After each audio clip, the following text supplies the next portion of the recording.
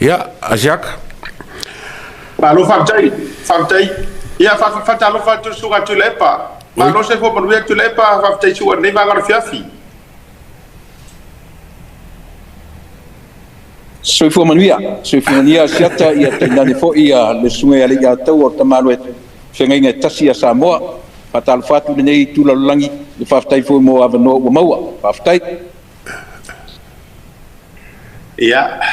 Malo famtai o le te suma lungo le mate fasoa ma le sunga le atau. O le atau te amata fasoa i le tulanga le alava e le sunga tulepa ma le tua ngai. Ina ia avele fenga favae al fato tu le tu samo tasi tu la kala vai o fa o roketi ia pote te fono fo io roketi ma la tu fenga favae ia si magana ai ese si maenga ese mai me o tato faso so o me tato tarano ai o le vaenga le ilo ia kia ula vai e fale o le vaenga le ilo ku polenga o le famsinoma ia go faia e ia le taimi tau te tā maua i le mea o le kali ringa. Ai kau kia ki o le whamsingonga ai sa unga e mama o arme o iei sa i ringa whamsingonga. E no foi la talitonu ina i le pele la tūla i mai. A iei se mea nga ke whawhainga kāanga o le interpretation wha whamsingonga le la iei. Ia, a mai sofi ngalo tu le. Whaftai asiata. Muna tu foi o na ua mai au na rutal no iai ma le sunga li ataua. Ia, ele whaingo fie na whamatala ne mata uku. O na ese fo i o tātou manatu e watu. Ia, e pei o le final saying lava o le whamsinonga. Ia, ele mwhai fo i o tātou tau matea la tau whai ukunga whai. Aere le lava o tātou tapisa i nei mea. Langa ele mawhai o na tu mamaina. Ele ngata o le lautelenga o le atunu. Ia, ae tainane fo i le whainga malo o lo ia lufi-lufia ta mao a inga o Samoa. Ia, i le teimile nei. E le whaingo fie foi la i le tatou foi pito la au. Ona e po la foi tatou tapisa e tatou te maualunga e tatou tapisa i tau pulea. Pio nau whai atu lo manatu.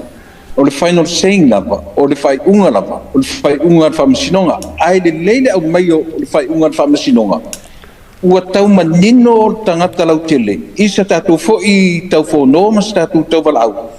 Langa e moni au, e le whaingo fie i a le tiutelea. Ona o leo tatu wa ia i nisi fo i o sausio nisi mtao. E leo tūlanga le mai, marwhalwal. Ai, o le whesili o te fia avatua mo lua sunga tui le epa malei atau.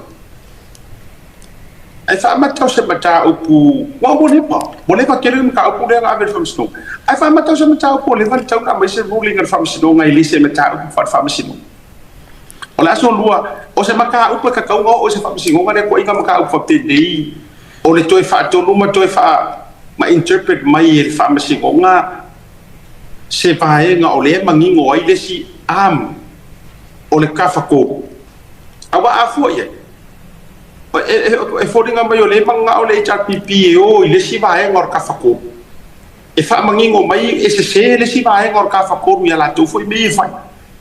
E whamata o se pata upa tauna o ko so whapa o kolo loi whapede i mo. O la se lo whina ngalo le ia taua.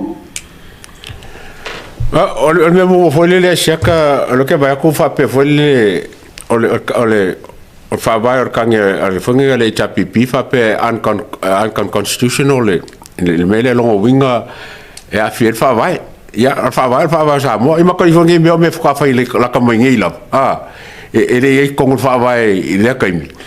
Ai mai kau foi o kangi lea. Ma whamsingonga lea. Kuso le kau whai pui ko whale li apalai. Le ko whale li apalai o kula epa li mongi whongkoem sa mau. Le foi kau whai pui le sko lima lea nga apalai ai o malako kusikike. Le la vea ai ia whamuinga, ai au, lo au, ia mawhorange malefue, malupe makasila. O kusa le, o whamsingonga na pui ngal vaenga le ia, o le kofia karkawai kike. Ia kia ula ia,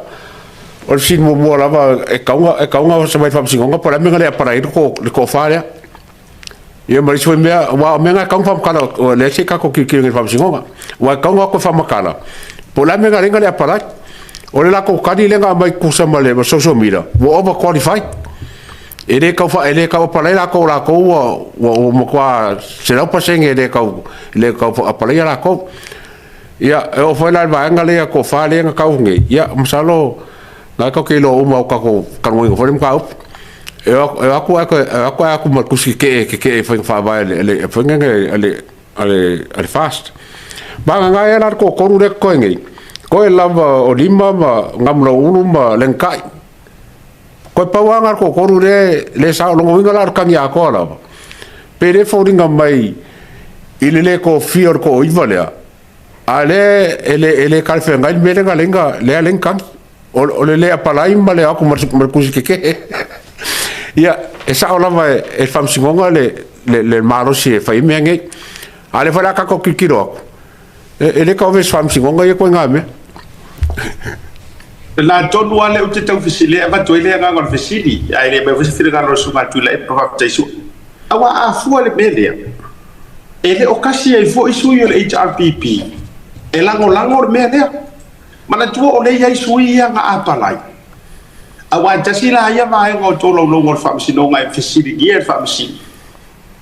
ai se ala o moku ese pe ai se ala o usika ye isi fa ipule o ai le usika isi fa ipule o to ya lono winga ya tangia mai e ke le yor fa ka ke ele tu patatua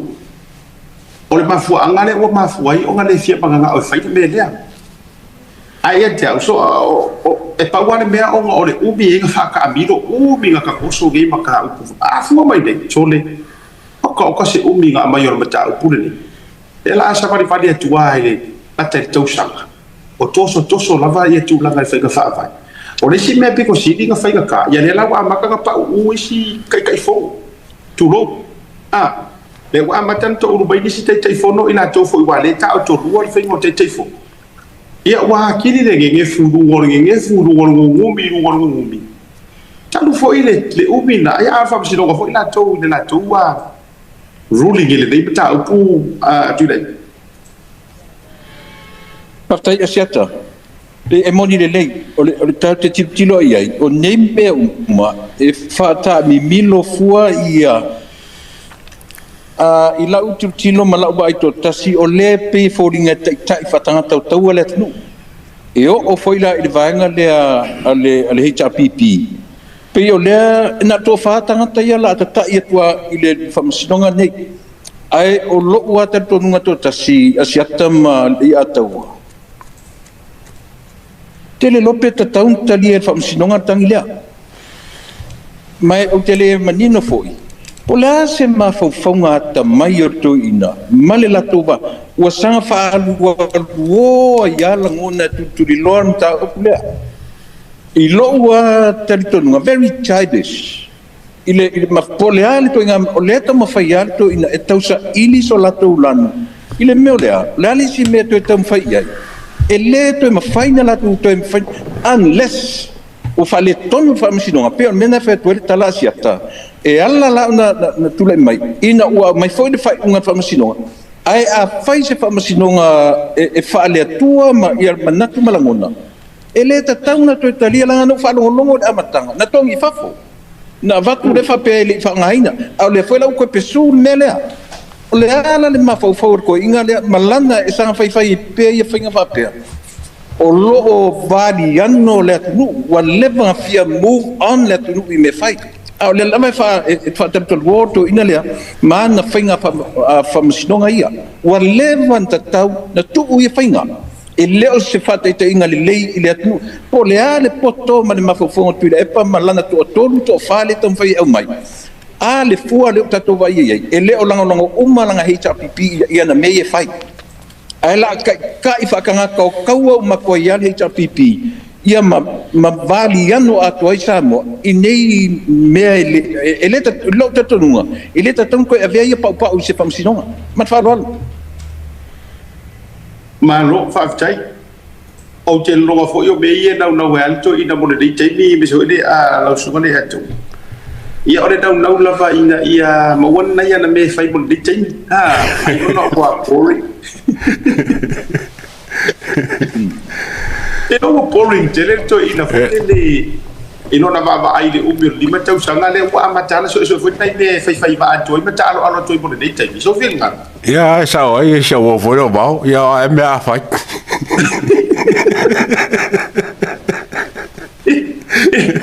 vai esa oi mi al folo wale la wala le fato anta to wo le tai mi sa on venga palo to le fato matar venga pa ba inga le wa ya 5 years is mo ya tau te fa mai kuri ba vi ai le umi ke le met tu pu ya no winga na mi as ko inga fo mo le tai mi ta alo tu wai pe ya nga tanga pele pa pu ai o le foi la tatou se mai le tulaga so i luafinaga le media press conference i Samoa ia na sa ko foi le avaloa tou te filo iai ia i New Zealand ai oa ni tu lelei o le vaega lea ai ini ona i tu e faalelelei a mai se tatou faasoʻoa o kakou o le media le u faailoa e le fioga le palemia ia ua koe ke ape o le gago o le gabeki upolu e no school before koe fai ongi press conference a ai pei ole a tarisa o ai tai me fono tanga al bale mene ia manisi o vai fa pena a mai so no fina ngalo le fai unga wo ia ia le atawa na va tole atule o le memo moka ki kilo po la se me o misi ngo wole ko fai press conference al Palemia o la se me la se rangi me ka o le fai ka ko malo mala ku o nga maua o nga wole ko fai ia le fongo la kuskala mat Palemia or kali ele ma se mea ele ma se mea o misi o le sipsi ka ke fsi ai ngale lenga fa kingo le media Samoa le la ko kiuke o le fa le liu sa o le fenge o sangwanga ma fufuanga malo ma mori ma la ku or kali ele ai ele lenga fai o le fisiri foi o iei se mea ele o kali el Palemia o mo ke el Palemia o kali foi le ke va po o va nge o mai ko so ko le Pacific le pina e va ko fa kasi mo le joa e ka mo mori sabari o me mo bua ka unga fa kulanga mo le fale le joas inga e kulanga mai o se fale wa me ra inge o fale o so le fisiri kele lava e ke aula koia ele ai ma se mea o misi ai ma se lo sa ngol Palemia o angi mka opo e fia manga o iai le media o sa o ale mingska le mea lai manga o ai a fai mka opo fan mai o le mingska fan mai o le CEO fan mai o ingai mo merkat ia wai le o Palemia koia pa wai ku wai o le ma le fonga ma le Ministry of Foreign Affairs ma o langa ia nga vaenga a fi fisiri o fisiri Palemia i mea nga a le foringa mai fore le wo pongi sa mo o mo le se press conference ale al Palemia o kile ka kongo pongi sa mo o le lava ia fofonga ma karinga ma fonga ma bai o maro o lo ka kia i kai o makanga ruenga ia CEOs ia mingska e leila se e kaula le se me o misi na paure me le wo le kule pamba ma fonga nge masiaka wo ka kore ko falango ngi me pelo wala so se me ka ko uma ka falango ke fo ke me ku ka programa ai ka falango i programa al Palemia ai sa nge kususinga la observa sau kala le sivaenga e se a mele nga kasang o Palemia se mele o sa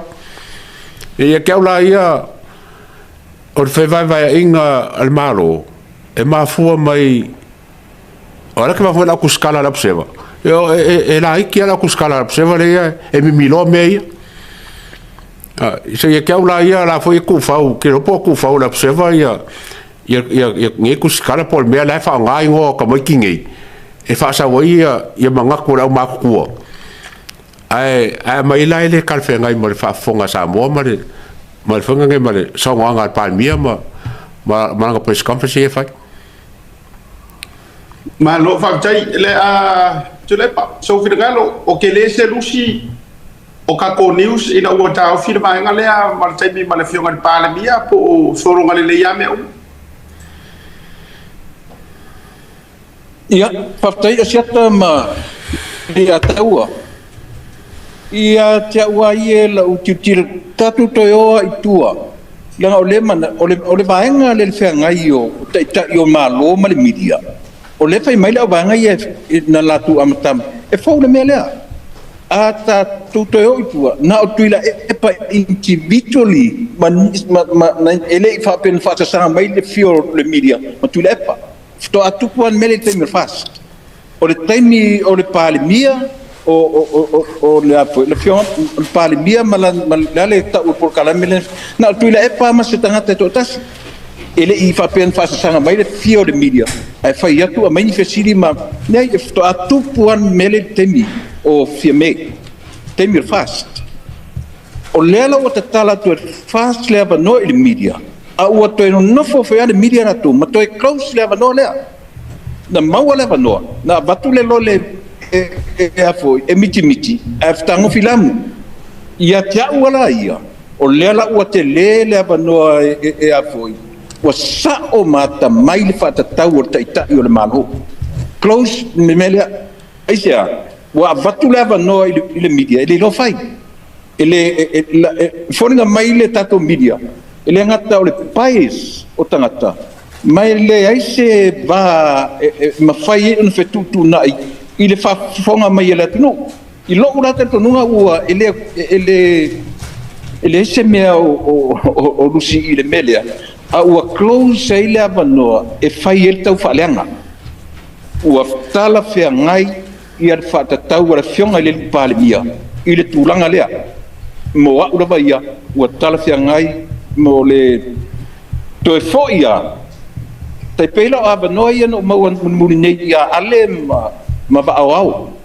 e ma ia le o sa o I minsta o department kai kasi e manino I malama a le mele o le tama se kai maka se kai kalinga ko inga lo kula per ka faleanga kai yo malo a ye loi kula pa o longa kai lea o lana Palemia le o umano na taimi io o pelo winga na ritala a vatu foi lava no ile fionga le Palemia o le tainanga o le mai sa o manatu ma me e fa manino fa manano le ai mi milo nga mai foi le fa pe o le media ya ai le mfainga ku au ngoa e fa pe me ia certa ma fa mo mole o lo nala ngona o telo kitiro I se me ke le wa rusi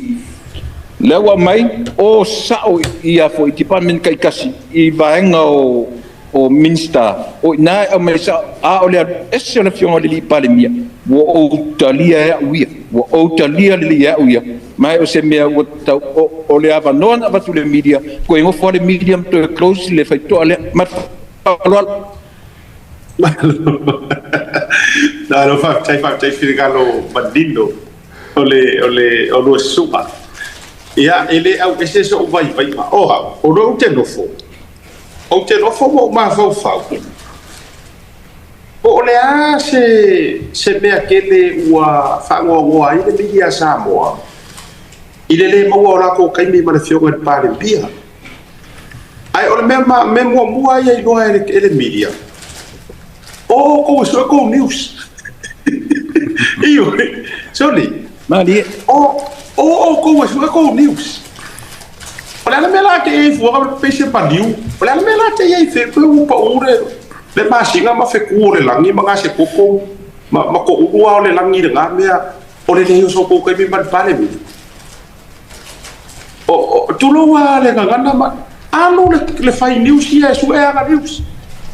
oi ai me la ko makanga ngai ma ko fo e ngamea e ka no ele ai a mangi ka ko ka mangi kula ga fa kula fo fa media ka ko ga bea a we ele mo no so wa ko e Palemia ma se kai mi Palemia na ke ila ia ko mai pe o maliu la fo ile le pese lockdown na ngame o fa a war fa masangia le mele masangia o le upusa o nga ma di awa le fa masangia ile bea ile masangia wala ua faʻisao ua gasunga atu le pa ga vaku le avagoa o le pe uku ia na uma foʻi makopisa aku akou o i kokogu kou keu kou kelē lavalava lelei kou keu ma kou ofu e akagia mai pei e lē taʻi ele kuaua ke loa o mea umagei o factors ke agaʻi le vaega ua o fiafia ke loe ma koʻi kau le lagi lo fiafia Kulowa media umaka ko Samoa. Naka foi ka mogoro ko wa ko kele faia lele. Ko kele faia lele. Ola e o su sa ongi new sa. Awa e fiu le Palemia va ko new sa o ya o ko. Ai ko ke o fa pi o ko kele di po ki sa. Anu na ka. Anu la o su e au news. O li po ki mai mea nga kia. O e ka e di runga isi mea nga. O le mo ke mo wa ko e ko i Fafo. Oe, o lea mo ke mawa kua ia kumu i Fafo. A wafo ina o le mele a marie, ko ke whamai o fake, e ko ke o rungo social media le whai miko news. Ngā misi loa ko kaimi man Palemia, ko woroa, o le se mea marie, ko ke o pei le Palemia e le o se Palemia ia ko me whai. Ai pei se tangata e verify ai ko fake news. Tasi le maenga sa o mai tauina le a tau ma te mai fala o ko la mai ka i mala o mari e ofisiri o even for ir ka ngaka le fa o retios e ke le foi nga ofisiri ai ko tu mai lungo social media e ko tu mai lungo social media e o a mai me o fake news si e fai solo fake pages ai manga o e verify le Palemia I mean like who does that e le fai ko le Palemia le si mai ka i foi le nga ki kere o fia lau sos ai fa mai ke le review linga ko lau sos manga meu mai tatu ye ai o e lau mai ia tau ia fa fetai o fa ala pale a mo fau le ba ela alu le media outlet ma media company go look for your own news fire ko news a ko fia o official o minister su sa o official minister a ko fia o fa o lunga o directly to CEOs. Ko fa popo ko mo le seta o le se foi kulanga le o se fa nga vonga le kulanga I ka ko media o ka ko Samoa a fa pe o se I e lo fa ko ese e o me le so seta fa pe foi lo fionga tu le pa ma le songa le ato e le ko fe se apology ale Samoa observa nga I Palemia I ko enga se man ko le melang fa pe nga avela nga lo le ka avale You know, o ka ko Samoa leva whakawhaka lava whenenga luenga. Ai vose me fifsiri sa e sa over kari. O se ngō whapopoku ngā siata le kako whasoa ngea fiafi. Le winga tonu nā lea leina whai atu tala. O le hase mea maka ukia o rusi maa ero pule wha sunga kaut whara la matanga le tatu whasoa I mtaule. O le hase mea o rusi le mea lea. Ai ese mea o rusi. Ua rusi ai le o le vaenga I o e su ele lengi news. A wanga ar fia kau whikuri o le Palemia. E oi, le ala ko e fo ele leil ka ngaka ia. Aru le lei pe o le mea masangi ia I whearu wa ele lei e su ele lei au news. Kui official minister, kui official CEO. O e follow up, ma le se mea, o e follow up le keno maka upuia mo ke langa kua. Le anga o ngai ko kongo I Samoa. Ta ua tele. Ele le ko o follow up e nga no faya ave ese to lo to le anga ma to feita ya ma to ia mo te langa to me tau ai o la o follow up me ia mo ke kala wa wai yes o le wa va tu le ba no o follow up yo ai ngi me ko fa fo mo ma ko pisa ku wai anga I mitanga ngo le o follow up ka ka ngo le ai ni me fa sanga ya pai mala fai you know o ka ko ga ruenga na awa anga fa pe fo yo banga ko ke ripo kia o le ku mu fa fo ngi ya tu lu e mo te lo fo wa le fa fo ka ma ko wo ka so o ma ka ko so po o fea ku o paka ku o ga news ko ki kar ngo ba ye ai sila o to li tala le fa ye tangata even I to o Samoa le a taua ma tu le pa ai se me fa fe kai ka locally like to o Samoa they thank us ka ko ngi le ka ulanga ngam ka anga le ai ka ko la ko ke le lo ngai bia ale ai ka ko le lo o le tala tangata le tono Samoa e se a fa le news e se ko nga me li poki mai ma ko kivi ai fa fe kai o le fisiri o kupu yes o la kupu yes o lai kuki o le ala le pide fa mau tala ni fake news la me ye tau te kule ya kule ya ala mo fa masingo ngaka ko pisa kuā ile hit and run ai fa mai sa mo so iko ke pisa ile anga me o ku puangi o fa masingo nga o century le fa ye ngi angar go fo fa mai ile anga me o le upuane le fa mai sa mo ile anga me o ka ngi me o ka le ngo io e fa pochi sai na ma fu isia le anga e filongia o fo ko kero o ko o fai diu se ko sa ma fu anga na ye te e le aso ko pole le vai nga le o fa ka le fio kan parbia ave sa wala o media o sa wa ku official o ka ka ben ma bigiska le ya to fa o mai so fina galo ye ta to me le sta to vai nga fa mo o mai kele ya ma ko fo ngi me le fa pese kula fo le alo par me fa ngi press conference o lo nga finga ngalo la nga fai ai ele fa pe fo ka fia le o le media o fesili il Palemia na kala na bango mai le fo nga fo nga le ma fu kanga le a wo lo la mira como se o ko fo il Palemia ala kala na bango o risi me fo le lo ki kiro ngai o le mo kwa ma losi lavo o media ia lo que vai ngai família sa mo ko lo Australia lo ngusila elang ma fuanga ke le pisa male manga sa male marse o fange o kala febe o mo kwale ya se o mo kwale ai la su nga media ngai imka upu e sa ngo el Palemia e kelen fa ala vai la ko manga o ngo mele pe ura fole le pe ka pe kausua ale kausua i funga ngai i fa kanu ngal Palemia ma finga ngalo malo ai pe kausua fa sa mo ko Australia luangu sila o media nga le fai ma fili ma le fa langa mea e fe rolo fa langa mea di swa ngai fa langa mea le media ya kako al me sini ma kanga fo le ma fa ngo ai asiaka ma pe fa fo me kule pa ma kako a Samoa ele lava ia la ko research im ka upu e kalngo ye ele mala ila kom ka upu e kalngo ma ye le na tonu lava lai boni lo frigando sa ole a fa lo te fa ya tuai mana tu fo yo ta be lava le fa ile ya taua ba tu fo super tu le por me ale ka ki fa ye na ke le ke mi fa ava wor ka po kala me ya fi teri na mai press conference ra fio ngal Palemia ona ole ta na no ta inga po wangi mea le lei mangi kua paka kua le lei o le mea ai nai te sirfia e mori mauta tau followers le mori mau mara ai ngatau ta ia e mata tau Blue TV followers i uwar prokalama e umai nga ole it's so frustrating tu lo wa era iki aka ka fa paseke usa mai se lau pasenge ka wa se lau pasenge le lei e umai nga se furu pasenge mea manga nga ia ola ko fa fisi ai o ki uma pasenge o isi ko inga o isi fesili e pe ele fesili inga ia maua se mala maanga o le aku ai pe fesili fo ile le kofo ko maior Palemia ai vela o ko inga fesili fo ie o fera no a ole nga afia le nga mo i New Zealand o to mane to foi fesili o le se ka wor nga me amore aku o le ase fa ka o ye ko inga me amore aku e mau ai se pa o se ka mau ai na o inga le ka faia tu se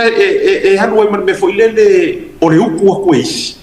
wa kele o ke ka ka sa o kele yo ka ma ke asio e ma ke ya ale ki ka singa le wari le na ka ngo fi ka uku no atu lo tangata ia fai fesili fa avare vale ai o le fionga de Palemia a o le me piko ile anga kalu o Palemia mai kuila e pa mo ia kuila e pa o mai ke mi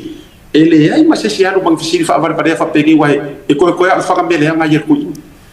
ai fia kele e o fa le ma fa dia anga ile fionga de Palemia o i temile wala nga pole ama le or kanga ka le anga nu or kanga ka fa ke sianga e ka o ko hale lo ko lo fa ma fa fa ro i lo finga lo e ka mo fa ye kali ai le fa ma e or ka fa le anga ma le filo ngia o ta o puia o vatu ya so ia tau ia e salang ia ka ko fa so ele mata o pura ka tele be yes se la pasenge le mero bonya io o o mako fo ye usina ele haya ni mako va yaso vo ile a time reflection or a week reflection ele haya ni mako be fa pe nga ke lo fo i America ele haya ni week with Donald Trump ngamya a wa mawale va ho o wa ale ai tu ya mana ia na mo fa ngo fi ingar ka kum ta se o ka fi ka ikat fai unga le parmi ni si foi mele fi unga le parmi o ka ku fo ile mele yo a maudalo ke foi a fa bad vale ak fo de mi de si kai mi ku sa ma ile kala ka o fi o fai le kala o le te o le tu ma ai ku pe fai a o me ile lo ku maudalo male malu male winga tau sa fio le tai tai o le tu e na or kai le ku o mana to ia o le fainga le o ia sia ta fa kai ma lo fa